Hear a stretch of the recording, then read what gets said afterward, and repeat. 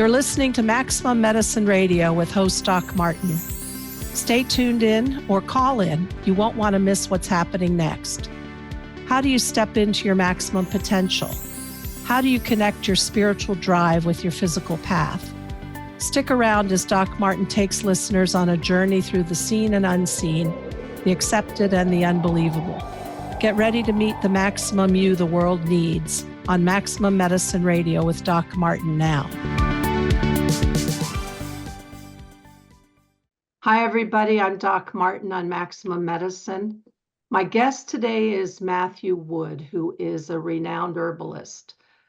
But I wanted him here not just because he is connected deeply with the plant world, but because he also walks in the world of shamanism. And he has a new book out, A Shamanic Herbal, Plant Teachers and Animal Medicine, that we'll talk about. But I want to start by Matthew, I read somewhere, welcome first. I'm sorry to roll on. Thanks for being here. Thank you. I read somewhere that when you were young, and this was probably Vietnam War days, and a person on his way to Canada talked to you about Don Juan. Yeah. So how does it, and you were 13, is that accurate? That was the summer of 1967 when everything exploded, Mm-hmm.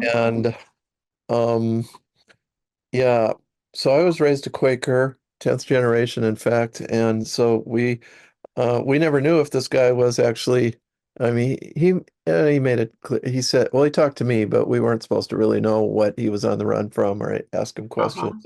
He might have been a government agent for all we knew, but he was a National Guardsman that had been told to fire on students, and he refused to do that, and then he went on the run. So he said, and he handed me this battered copy of the Teachings of Don Juan. And and that was like an eye-opener. That was like a book meant to be like, oh wow, this really speaks to me. I fell in love with those books. Oh yeah, every single one I like. I saw it just happened somehow, it came up in my feed, a Carlos Castaneda kind of documentary put together by people who knew him. And a lot of the comments were, well, his first couple books were good, and not so much the later bunch, but the later bunch are all about Dreamtime, are happening more and more in Dreamtime, deeper and deeper, and he's remembering more and more of what happened. So the first book and second and third really are how to be a spiritual warrior with some hints of that other world. And that's important, and you do need to discipline and lead. I mean, everybody's got addictions and all sorts of things and problems and people hanging on to them and things, my family's pretty good at it. I'm not going to complain about them, but things that, they got to just work through and work out, processing. We didn't have that word when we were young in those days. And I won't speak for you, how old you are, but I'll give you a hint. I was in high school in Hong Kong in 1967. Oh. And my dad worked for the American Embassy, and all of the kids older than I went down outside the embassy or down to the harbor to protest, because a lot of ships were bringing soldiers from Vietnam for R&R into the red light district in Hong Kong and stuff. Right. So here was, that was also when Pier 1, the store Pier 1, was getting a lot of stuff from Asia. And so we had all these beads and, it was like all that hippie energy. Yep, right. But it was such, for me, it was so filled with the possibility of what it would be like to be a really clean, evolved human. Oh, wow. Yeah. Actually, I mean, isn't that what that, that protest, that quote hippies, they have a lot of things people say against them, but they were really holding the light for enlightened humans, I think. But Yeah, I agree. Th that was a time too, kind of when New Age spirituality, Eastern spirituality burst out onto the scene, and um, as well as the teachings of Don Juan. And so there were a lot of new spiritual currents. And I think that was very helpful to people's spiritual evolution. And I think that it was kind of it was part of that culture. There was an expectation that you work on your spiritual life and whatever that may be. And, that even percolated into Christianity and stuff so that they have more of that in many mainstream churches. Um, but so then for yeah. me, the other thing that hit was the Seth books. Oh, yeah, I remember So that. then all of a sudden you have somebody who's channeling, and there are intelligences in the unseen world that are giving this highly evolved advice. Yeah. And at that moment I'm hooked, you know, Oh, between Edgar okay. Casey, so all Yeah. of a sudden for me the world blew open. Like I just knew that there were dimensions we didn't talk about. There were Yeah. uh, helpers, what we might, what the Lakota might have called helpers, anyway. So, Yeah. so here comes Ancestors. this guardsman who says, hell no, I'm not doing that. And Yeah. introduces you to Don Juan. But from there, when you get an opening to that, how did you end up studying with Indigenous Oh, teachers? okay. Well, actually, so then I have to go back further.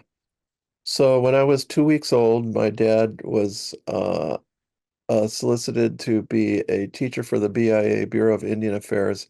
Mm-hmm. And there was only a few jobs open at that time, and one of them was the Seminole Indian Reservation, Big Cypress Reservation at the end of the road, 50 miles from Immokalee, which is like just a little slave labor camp for for Is that vegetable panhandle pickers. of Florida? Is that Yeah, where way down. Seminole was? It's in the Everglades, yeah. Okay. The southern end, the Tamiami Trail, which was literally a trail in those days, goes around the bottom of that. But so this is the Seminole, this is the Miccosukee people, Muskogee language. And so um we went down there when I was two. I suppose by the end of the third or fourth week, there we were, and we lived there for the next 2 years. So that's where my thinking and language skills developed. I don't remember too much of that. My dad says I didn't speak either English or Muskogee, but I understood them both because it would have been a very unusual dialect of Muskogee too. So they've been isolated for a couple hundred years. Um, and then they were Hechites, which is a branch of the Southern linguistics. It's kind of like it's like, so if you had Latin, that's the base of all the Creek and those Indian languages of the South, and then you took and put a bunch of the Latin speakers and made them into hillbillies in the swamps. That's what you'd get. So I don't know much about that language, but I can tell you, they are billionaires. They own about half of downtown Miami and Hard Rock Cafe and stuff like that. Because their chief, Jim Billy, was one of my dad's students, and he took to heart what he needed to know. But at any rate, so we went down there, and the Seminole Res had only been under federal. Um, They'd only been in treaty relationship with the federal government for 18 years. Before that, they were just wild Indians in the swamp. And they signed the treaty and got a reservation. And then there were still Miccosukee out in the bush who didn't want to sign. That was till 1963 until they signed. They didn't like the reservation. They said, too much Jesus. Because there was always missionaries coming, and they were Southern Baptists, of course, what they thought was Southern Baptist, and they had church every Sunday. The people in the bush were like, they got little chunks of reservation along the Tamiami Trail there, and and nowadays they intermarry, but in those days it was like, "Phew, well, we don't want anything to do with you," and so we lived down there. And the thing about indigenous languages around the world and Native American languages for sure, is so we use logic, we use the syllogism if then.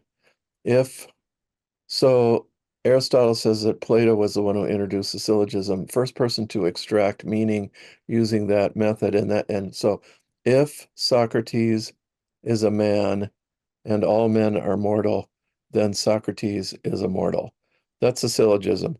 And that's the basis of modern research. If that's the design of the study, if such and such, and then we test it, and then we get a result, which may not be what we wanted, but and that's truth in this society.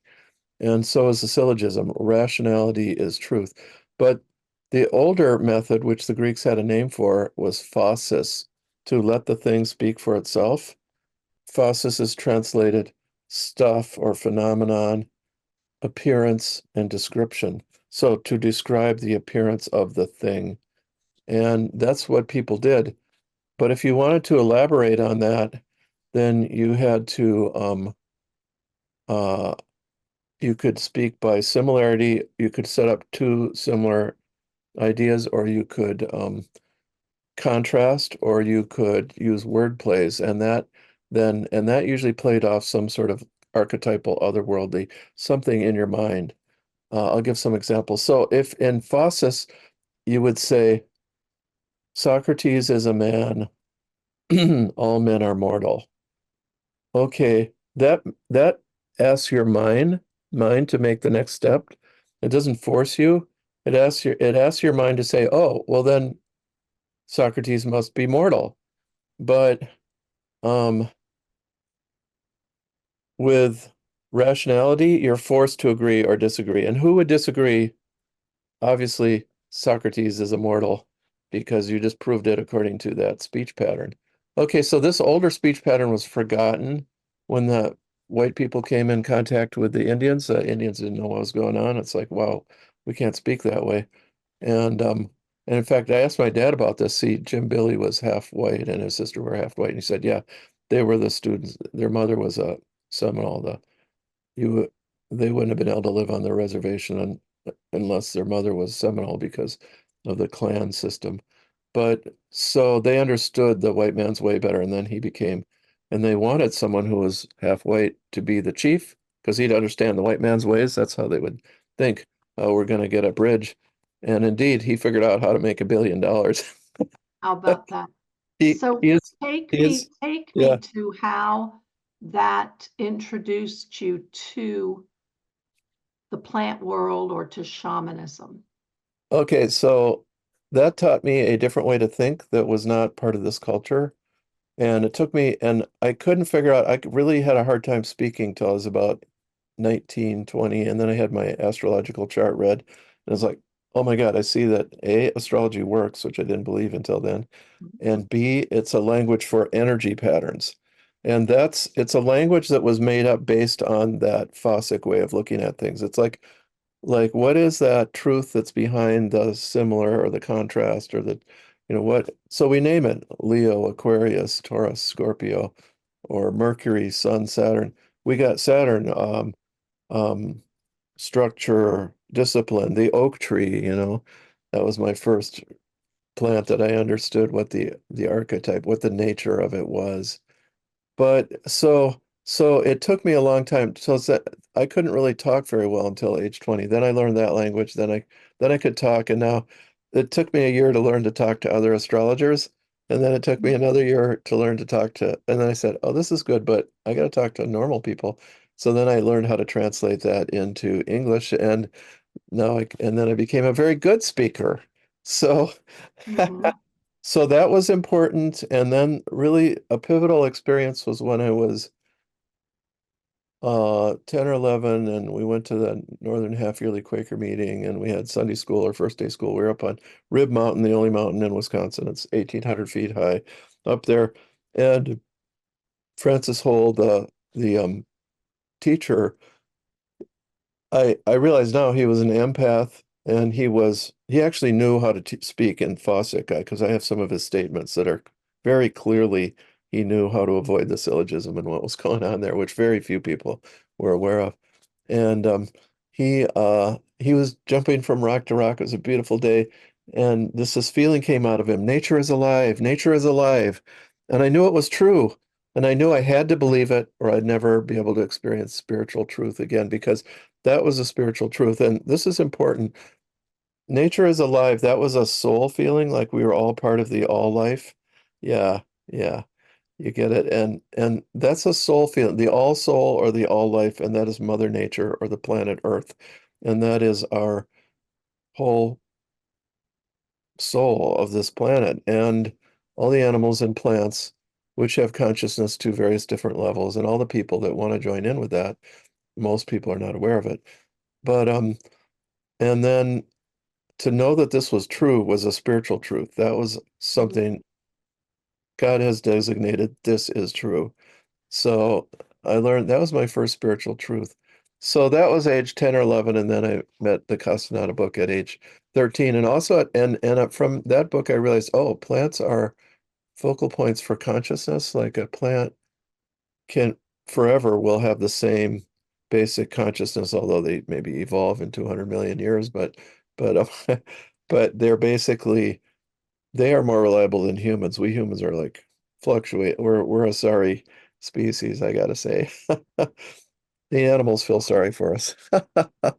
And that's all those old Indian tales about, how the animals had to get together to save the humans.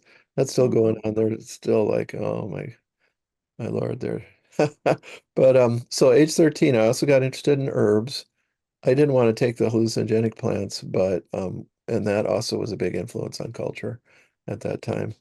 And anyways, yeah, I could see that Datura was a mean, nasty plant, and or would really demand a lot from you.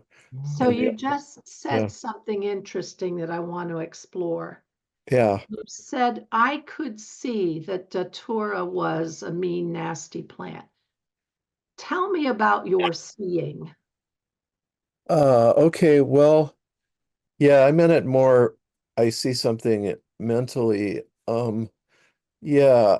So Well, was it an intuitive knowing? Was yeah, it what you had read and you applied your logic to it from what you had read? Or was it an intuitive connection and just, was it it was an energetic it was intuitive. connection? It was intuitive, and actually what you just said, an energetic resonance.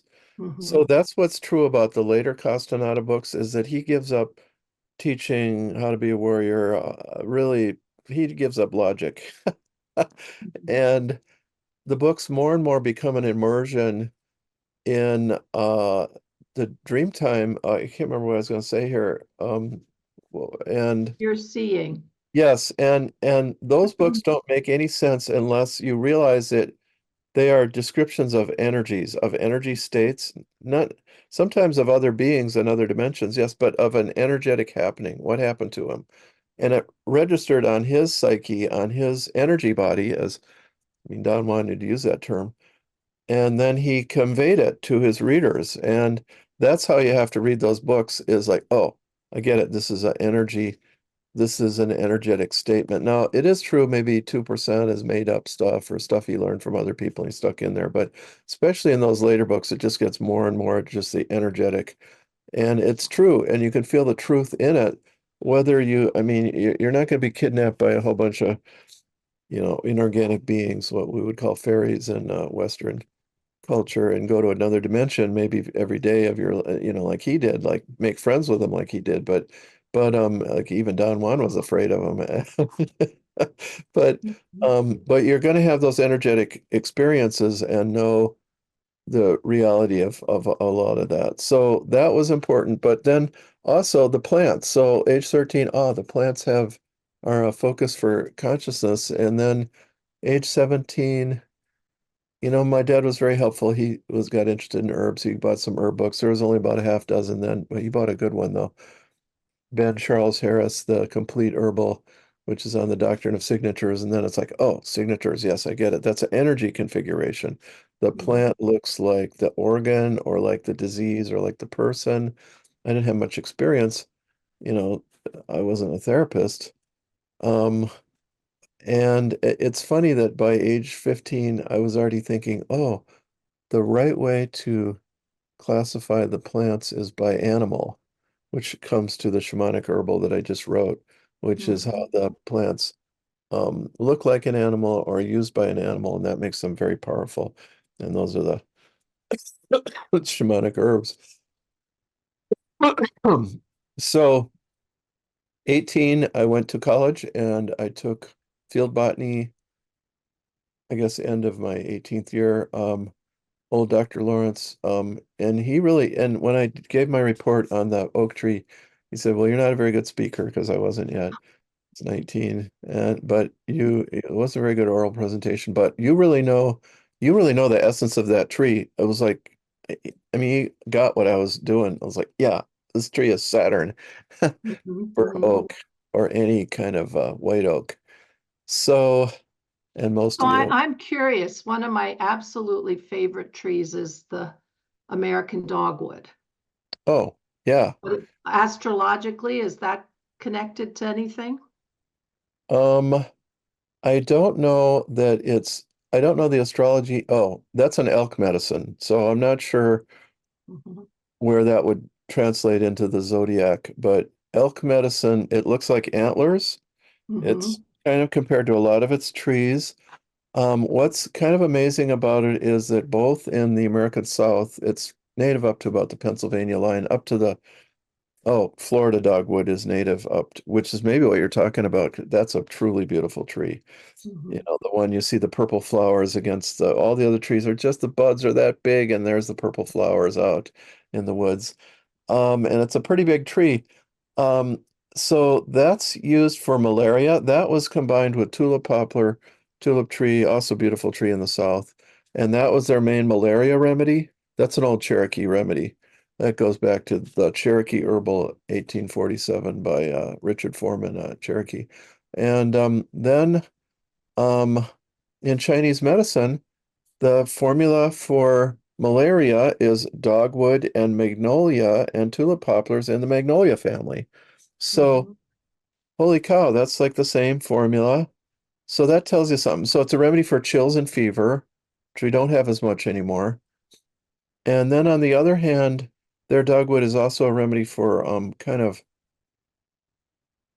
kidney weakness. Yeah, they both the Indians and the Chinese would get this better than our language, but like lack of stamina, and also that kind of means sexual stamina, and kind of uh born a little lean boned, thin boned, and kind of not quite as strong, and you got to catch up a bit. And that's kind of, so that's an elk medicine.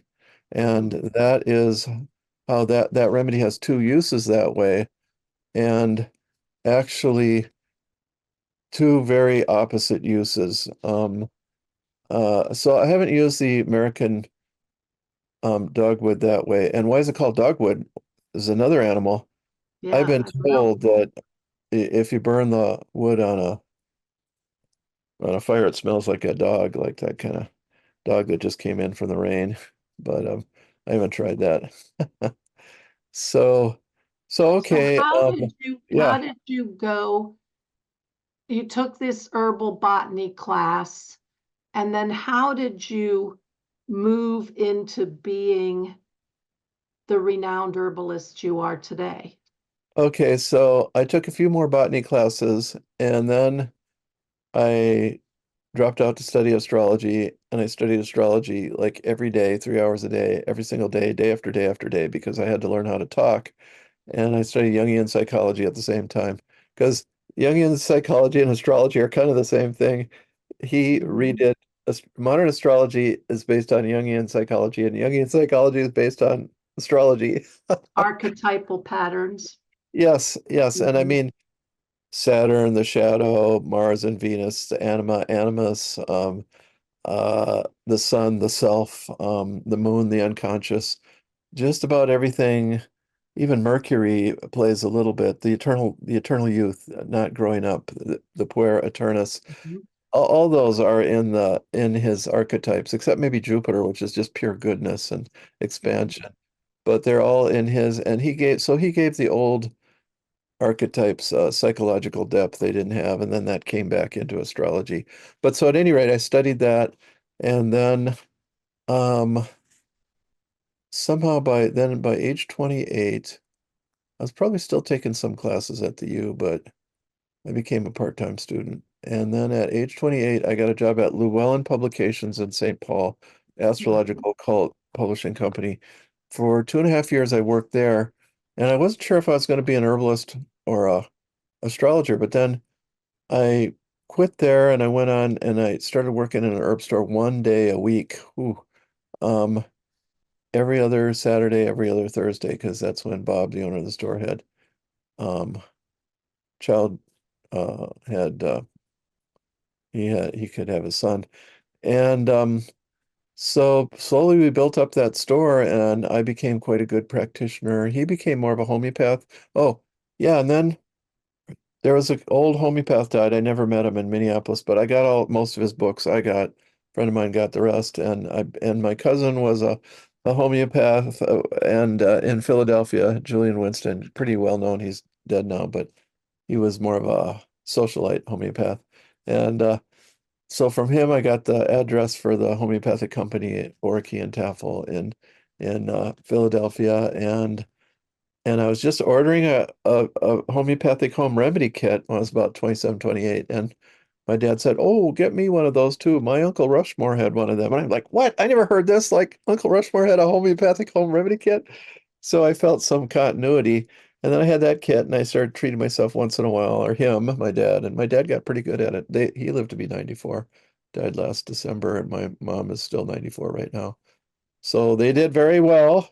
And my dad attributed it partly to the homeopathy and herbs. And then um and then I started working at the herb store more and more. I became half-time. I couldn't really do full-time because I was studying. And I had clients. I just charged $20 a consult. That was a big deal to me at that time. And um I gained a lot of experience and I studied the Bach flower essences. I studied the Doctrine of Signatures. That was how I got my footing. Because I couldn't understand the regular books were all diaphoretic, diuretic, emmenagogue, uh, hepatic, stomachic. It took me 20 years to like go back and study all that stuff and find out what it meant, because that was not how I thought. That was old-time medicine, though, all compartmentalized. That's how they practiced medicine until 1950, and herbalism got stuck with that.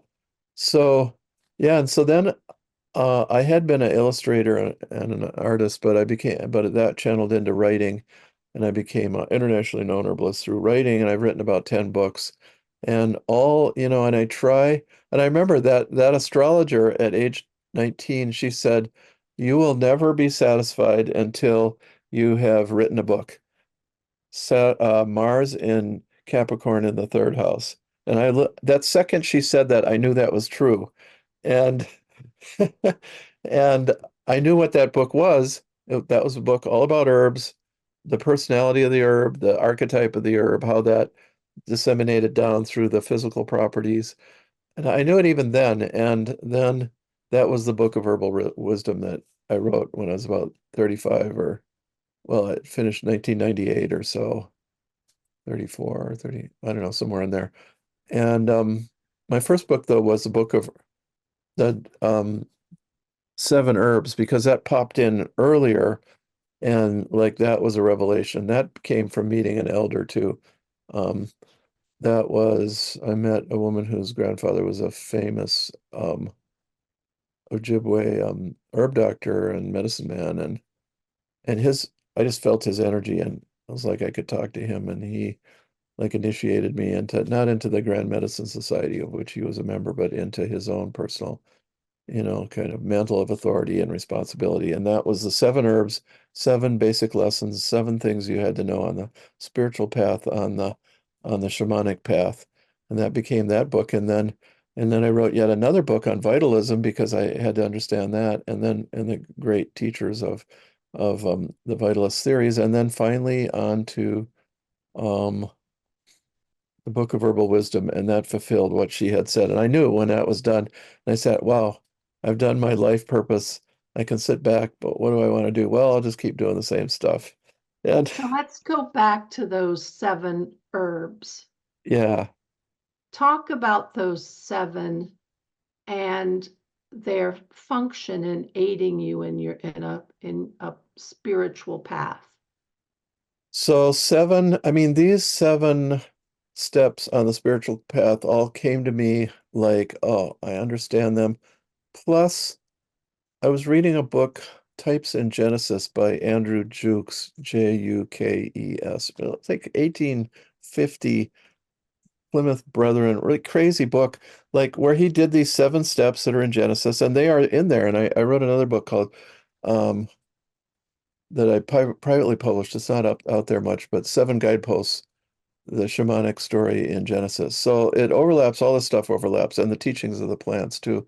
So the first step is we have to be open to something outside ourselves. We have to like stop being pressing the world with our particular I'm right, I'm right, I'm right, and like be open to something else. And dualism, polarity. It's like also the recognition, I would say, of the frailty of the human state, that we are kind of caught, not, the animals, I'm a skunk, I'm a tiger, I'm just going to be that, plunge forward head first like a mountain lion to the kill. Like they are just, that's who they are. They can't change that to any great extent.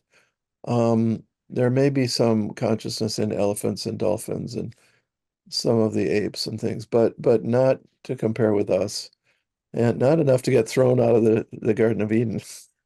Mhm. And so we have to learn to be open to other people, to um, not feel like we have to be right all the time. And that's the first step. And also, And what plant is that? well, I have it as Easter lily because it's so pure looking and yet it's so sexual with the part sticking out there. And I even found the ancient Chinese writer on it, Chang Chong Ching, in 250 AD. He describes the personality, how they want something and they don't want it. They're like hot, cold because they're innerly conflicted. It's like pure, impure, pure, impure. So there's that dichotomy, and we have to accept both those sides. And that's a very um, important um, that's the basic lesson, to accept. And isn't that the important lesson of today? Oh, yeah. Wow. That's a really, I had never thought of it that way, but we're as I a mean, that culture is, going through the 2 polarities. uh-huh. Wow. Wow, that's fascinating.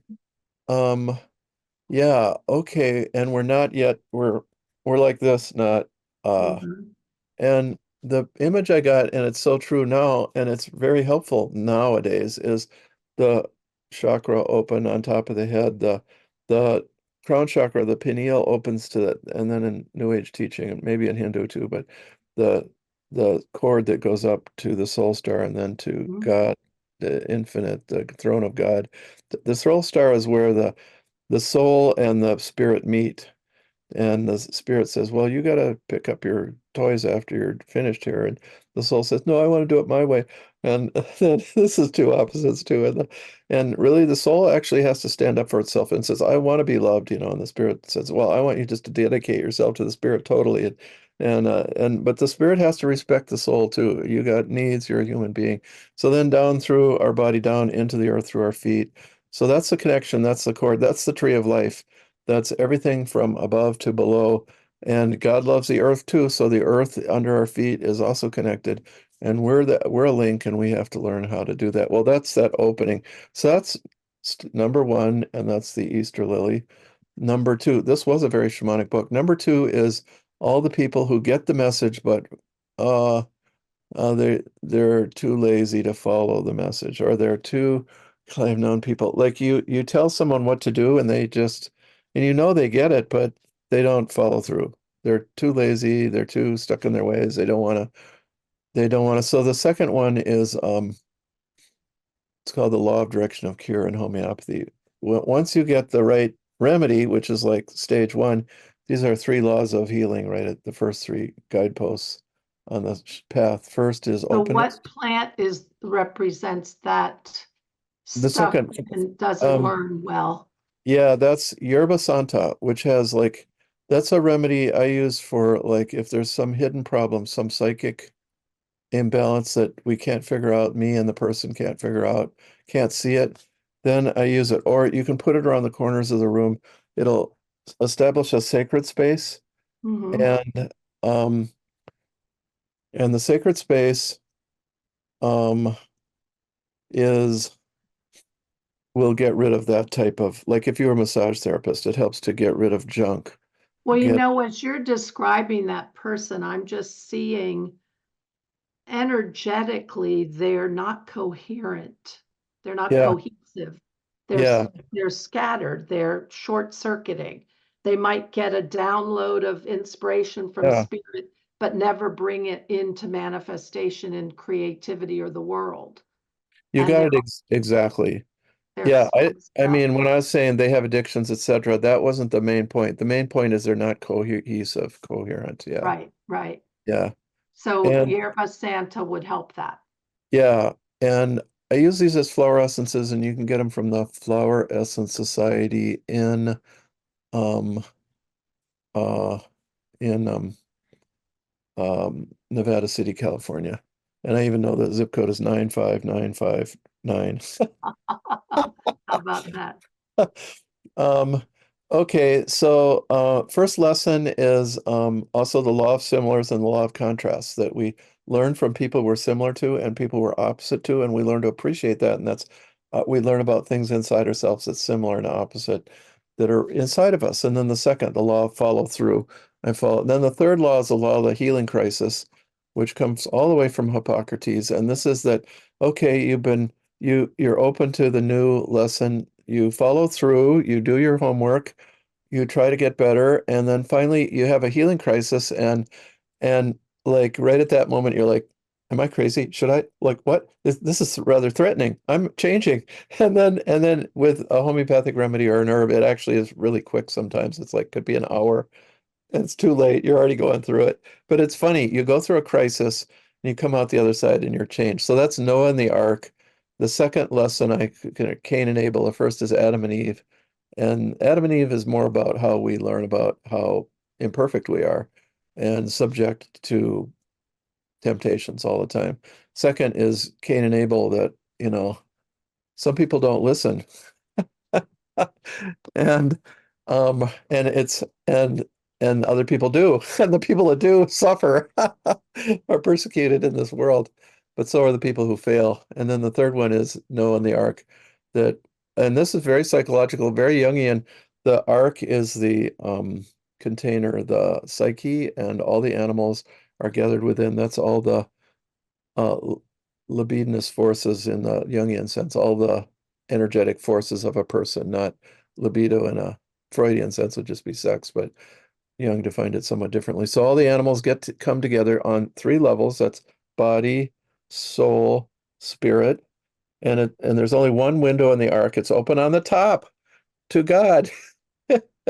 And Mhm. and so this is a picture, this is very much the alchemical vase, the alchemical picture of the psyche being, and the three things in the alchemical vase that Jung talked about all the time. There it is, right in the book of Genesis. So we go through, those are the three essential spiritual lessons, um, to be open to something outside of ourself, to be able to see the value in the opposite person. That's what's not going in society right now. And golly, you just put your finger on it so strongly. That's just so important. We almost got to pray for that, that the two sides get together. And the people who can see that are the ones who are kind of in the middle, kind of like, ah, don't get so caught up. And so um so, and then that we have to follow through, and then that we have to go through the crisis, which can be quite threatening. And Hippocrates, they just did a food cleanse, a food fast, and that would give you more of a real detoxification and stuff coming out of you, poop, sweat, phlegm to detoxify. and then you'd be out, and then finally you're through. Those are the first three spirits. Those are the essential lessons on the spiritual path. The first three, that you are open to something other than yourself. You see that value in the other. You make peace with that. You follow through on what you've received, and then you go through the crisis and you brave the crisis, and then you're out the other side. And um, then that's kind of your basic level. But then there's four more steps that refine. This is the truly the shamanic part. The first three are for, now I'd say the normies, but they're not normal. They've passed the spiritual tests. They just don't look beyond that. Then there's people that it's their calling to develop further spiritual powers, really. And that's the next three lessons are the lesson of of letting go, grabbing hold, and what's in the middle, what you let. So letting go is the walk of faith, like Abraham. Letting go, letting go. No son, no son, no. Okay, you can have an illegitimate son. Okay, no son, no son. Okay, finally you can have a son, an heir. Okay, and then no, you got to wander, wander, wander. Okay, finally you can have this land here, And faith, walk of faith. He's just so deprived, on and on and on. And so that's Abraham, that's the walk of faith. Of faith is like giving up, giving up, giving up. But then there's Jacob grabbing hold. Like he's the one who, like, if I do this for you, God, then I want you to do this for me. Like there's people like that.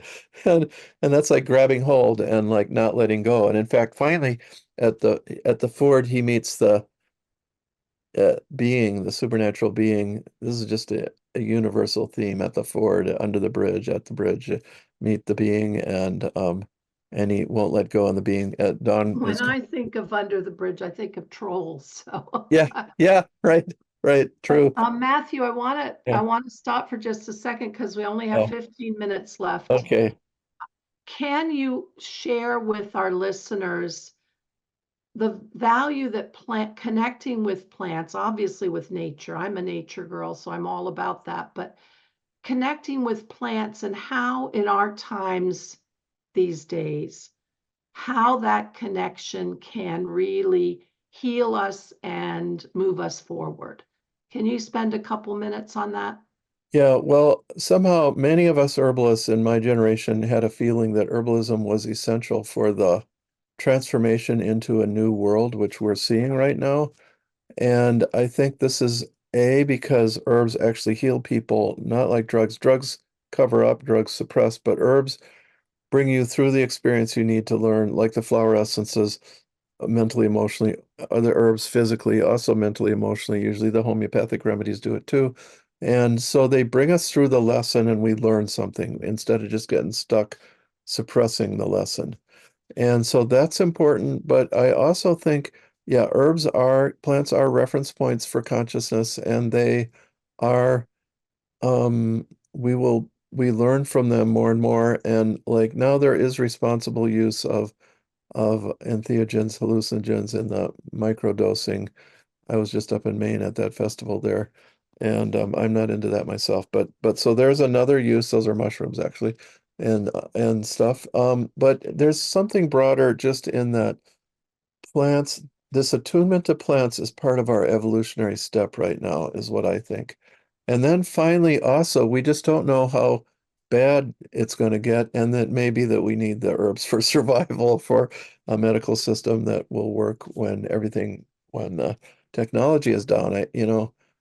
We're not so young anymore, so you don't really hope for that so much. As when you're young, it's like, I want to see it all change. I can't stand this society. And then when you're older, it's like, uh, well, I might not make it through. I can see the promised land, but I can't get there, or whatever. But I'm still working on this, what I feel was my assignment to help know about the herbs like this. So those are what I would say. And I remember like David Hoffman, who's this just, you know, he's a pretty conventional, well, he's an old hippie, that's for sure, but he seems like a much more conventional herbal person. And I was sitting on the bus at a conference with we talked together, and he uh he said, yeah, we have to know the herbs and teach the herbs for the in case the apocalypse comes, or when the apocalypse comes, So I was like, wow, David Hoffman saying that. And I So know, I'd yeah, like to reframe that because I don't necessarily, yeah, things look pretty crappy these days, yeah, but I don't really see, and maybe I have wishful blinders on, or maybe I'm stuck in that current of faith, but I don't see it what I see falling apart is the stodgy old ways of doing things. yeah, I mean, face it, our judicial system is really up for yeah, grabs right now. yep, Um, who would have ever thought of the level of corruption on the Supreme Court? I mean, yeah, I that know. was such an ideal. Our Yeah, Constitution is up for grabs. I mean, that is such, I mean, I can just imagine the founding fathers. I'm going to get a little woo-woo here, but that was like a mega spiritual download. yes, That that, absolutely. and that's up for grabs. So Yeah, I just see, as many people have talked about, but I see this upheaval, and like the concept of the Heyoka, the sacred clown, and somebody wrote once, I'm trying to remember who it was about, and I'm not being political here. I'm talking about this energetically, about Trump being King Heyoka. I yeah, mean, with the purpose to totally shock you, shame you, stir you up, wake you up to say, what the heck are you doing? yeah, Because we've got stodgy, just stuff that has been really dull and not enlightened. And it seems like I'm not sure I'm going to see apocalypse. What I think I'm going to see is the complete fall apart of stuff. But I keep seeing the undercurrents of light that continue to push forward. And energetically, I see that happening really quickly right now. But these are currents that have absolutely no devotion to or allegiance to the old ways. None. yeah. Well, I would None. agree with that. See, I mean, the apocalypse, choose A, B, C, D, E, F from, annihilation of all life on the planet to like a change in human institutions and stuff. So we don't know, but I mean, change in human institutions could really cause a lot of trouble too. But yeah, I would say the old way, that was good. They set up a good government, the founding fathers, for these 200 some years that was, were a good legal system, etc. And it's helped the rest of the world too. Not that we haven't been a superpower bossy bullying, but and then now it's somehow come into question and it's like, hey, this worked pretty well. It's like, you sure you want to destroy it? But yeah, Trump Mhm. is someone who does want to destroy it because it's me, me, me, me, me. Yeah, so we will see. We just don't know what's going to happen. But I use that word apocalypse in um yeah, who knows what's going to happen. I would like to say this. So I had a dear friend, Susan. She passed away last December too, and we did the pipe ceremony for years and years and years. And finally, this is after the Mayan calendar page changed. And Mhm. in July 2013, this we had this pipe ceremony, and the spirit said, "New path under the feet, new path. Don't look to the left and don't look to the right. Just keep going forward." And like we were both like, "Wow, new path. We've been on the same path for all these years. Mhm. We never thought that there was such a thing. We never had them say that." And and then it turned out, don't turn to the right, don't turn to the left, that was in fact what's happening right now. It's like you gotta stay on the middle and not turn to the left or to the right, pretty literally, politics wise. Mhm. And so that came true. That was pretty amazing. We had great ceremonies that did. The last great one we had, October 2022, this animals came and they felt sorry for us, and it's like, what? And they surrounded us on all sides, like, 75 feet deep. And then Creator came, and Creator said, and we'd never had this happen. Oh, the animals, they felt sorry for us, and they said, we will protect you and help you and teach you. And then Creators came and said, well, he didn't say anything. It was just a divine interpolation of energy into the planet, because it was like lost without God actually taking a step on his own, that, you know, and I have seen this too, that the beings that help have been commanded, like the fairies, who are indifferent. They don't really care about good or evil. They're on a different plane. They don't, they're fascinated by us, and we're fascinated by them, but they're magical, but they've been instructed, help the human race. I had a dream about that, and my friend Phyllis Light, another herbalist, she had a dream the same week. So we knew there was a download of energy. That was about October. That was about that same time. Wow. So October. we just have a few minutes left. Yeah. Right now, just intuitively, energetically, if you were going to recommend 3 herbs or plants for people today, what would you recommend? Well, my top, I have trouble with the third, but I always know Solomon seal will help with muscular skeletal stuff. And I would go online and find somebody who's selling it. I'm not going to recommend any particular um, person or place or website, but there's plenty of people. It's not a herb of commerce that the big companies sell. It's the little herb farms sell it. Also, you Mhm. can get it from Chinese herbalism. Get a salve, use it for, I mean, I am 70, and my musculoskeletal system is almost perfect, except I got I've had lower back pain since age 13, so that's never gone away. Um, but so Solomon seal for all musculoskeletal problems, tendons, ligaments, tight, loose, whether you've had a joint replacement or not. Usually it'll force, you don't have to have a joint replacement. My sister's mother-in-law, she's saying, oh, they say I need a new hip joint. Hey, would you like to not get an operation? Yeah, so a week later, she's like, oh yeah, it feels much better. And then 2 months later, oh yeah, I don't need a hip joint. I don't need that now. And I've seen that again and again. And that's a big deal, especially the older you get, you don't want an operation. It's harder to recover. So that's number one. Number two, yarrow is for cuts, deep cuts. It's also for fevers. It's a very powerful herb. It shouldn't be taken during pregnancy, although it's not a full-fledged abortifacient, but I wouldn't take it then without being a skilled herbalist, and take it in small doses if it's needed. But yarrow to stop bleeding, bad cuts. Um, like first aid, to have it in your pack out in the hills. Um, and So how about uh, energetically? yeah, and Is you it can hang is it helping repair tears in your field? yes. So yarrow is used that way by the Flower Essence Society.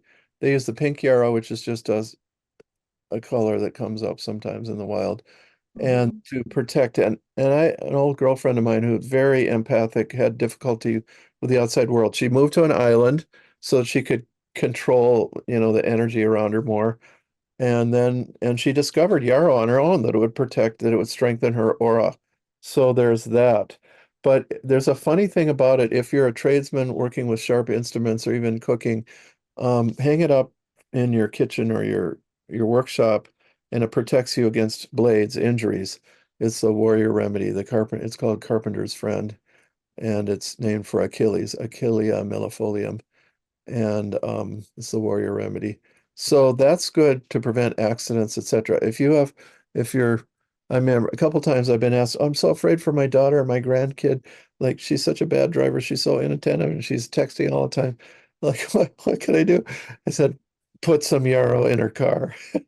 Makes you attentive. You got to change it about once every 6 months. So you do it in the spring and in the fall. So, okay, And so. number 3. Oh, yeah, I'm not so sure. Something that moistens. Just a sec. Well, we have that covered. Well, I would say Shazandra. Shazandra from Chinese medicine is an astringent that binds and contracts, but it does it in a nice, gentle, all-around way, strengthening all the different organs, and it makes you more attentive too. Excuse me, just a sec. Hmm. I should have had some water with me, but we're almost done. So Shazandra would be a good one. I could change that third one out, but that's been very good for me. It's good for attention deficit. It's good for paying attention in a different way than danger or sharp instruments. It's more like just being focused and not getting lost in the things. And kids that have attention deficit, it's kind of the hunter-gatherer herb. Like I like to think on my feet, and I don't like school and all that. But it makes you more attentive, more able to cope with the rest of the world. So Well, okay, so that's yeah, perfect because we have to close. yeah, And I've loved hanging with you. Thank you for joining me. yeah, And yeah. thank you for the work you've done in the world, Oh, pulling all thank those you. pieces together in your multiple books and Yeah. knowledge to share with people. And I just want to say thank you.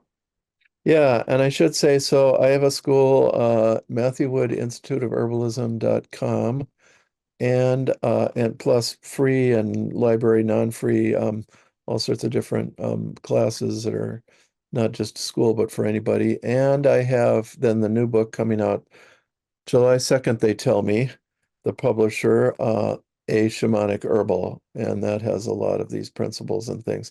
Plus, I have a little book. You'd have to get it through the Institute or contact me. The seven guideposts on the spiritual path, the shamanic story in Genesis. I have that, and that's available right now. Um, and I may get that published, but I'm I self-publish for starts. Wonderful. Okay. Thank you so much. Thank you. Thank you. So, everybody, I'm Doc Martin here with Matthew Wood, and you will see this video uploaded to the Transformation Talk Radio website. And Matthew, thank you for being here. Yeah, really grateful. You're really doing great work yourself because you're really getting the spiritual lessons and conveying them. And and I learned, I just love that lesson on this polarization that's occurred right now. Good. Yeah. Good. Thank you. See ya. Bye. Bye. You've been listening to Maximum Medicine Radio with Doc Martin. Tune in next time while the doc talks health, spirituality, and the impact your beliefs have on every part of who you are, body and soul. Doc Martin unpacks the challenges we face as human beings and teaches callers to open the door between the scientific and the mystical. To learn more about Doc Martin and Maximum Medicine, visit www.sharonmartinmd.com.